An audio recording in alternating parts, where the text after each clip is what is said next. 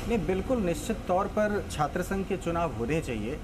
और सबसे बड़ा जो फ़र्क है, छात्र संघ चुनाव जिन प्रदेशों में होते रहे हैं, आप देखेंगे कि उन प्रदेशों की राजनीति की दशा और दिशा बदली है। जब आज़ादी के बाद का समय वो याद करें, 1950 का दशक से लेकर के उसके बाद राजनीति, लोकतंत्र भारत में एक शैशवावस्था में था। तो उस समय जहाँ क्षेत्र के जो लोग मौजीज प्रचलित लोग थे, वो लोग सदनों तक पहुँचे। उसके बाद 70 के दशक के बाद वो लोग पहुँचे जिन्होंने राजनीतिक क्षेत्र में काम किया।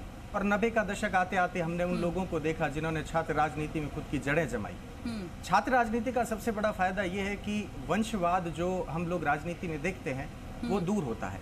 आज आप राजस्थान की सदन में देखेंगे बहुत से ऐसे लोग बैठे हैं। वर्तमान में अगर आप देखें, मुकेश भाकर, रविंद्र सिंह भाटी, रामनिवास गावड़िया, मनीष यादव और भी बहुत से नाम होंगे। इन लोगों के पास कोई राजनीतिक विरासत नहीं थी।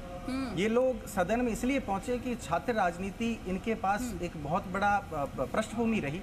छात्र राजनीति में व्यक्ति जो सीखता है, सबसे बड़ी बात सीखती, सहानुभूति हर नेता कर लेता है, पर समानुभूति एक नया छात्र जो विश्वविद्यालय में आया है वो कैसा महसूस कर रहा है, वो छात्र नेता महसूस कर चुका है, क्योंकि वो अतीत में उस चीज को देख चुका है। तो जब जिस व्यवस्था में समानुभूति आपके भीतर आती है, तब आप इन व्यवस्थाओं को समझ पाते हैं और आप उसका सुख दुख समझ करके, और आपने नेतृत्व विकास के साथ बहुत सी चीजें छात्र राजनीति में, मैं तो कहता हूँ आदमी सीखता है। सर, आप कह रहे हैं, ये सारी बातें कह रहे हैं, करे, राजनीतिक जागरूकता, क्या कुछ गुण सीखते हैं, गुण क्या सीखते हैं? मैं नाम भी बता दूंगी, बहुत सारे नाम जो अभी राजनीति में सक्रिय हैं, मैं बहुत सारे नाम भी बता दूंगी। लेकिन सर मुझे एक बात बताइए, आप कह रहे हैं कि सहानुभूति सीखते हैं और तमाम बातें आपने कह दी, लेकिन ये भी कहा जाता है कि छात्र जब छात्र संघ चुनाव की बात आती है तो वो ऐसे चुनाव लड़ते हैं जैसे कि एमपी एमएलए का चुनाव लड़ रहे हो। धन बल का प्रयोग होता है और किस तरह से जो है आरोप ये भी लगते हैं कि गुंडागर्दी भी करते हैं, इस तरह के आरोप लगते हैं।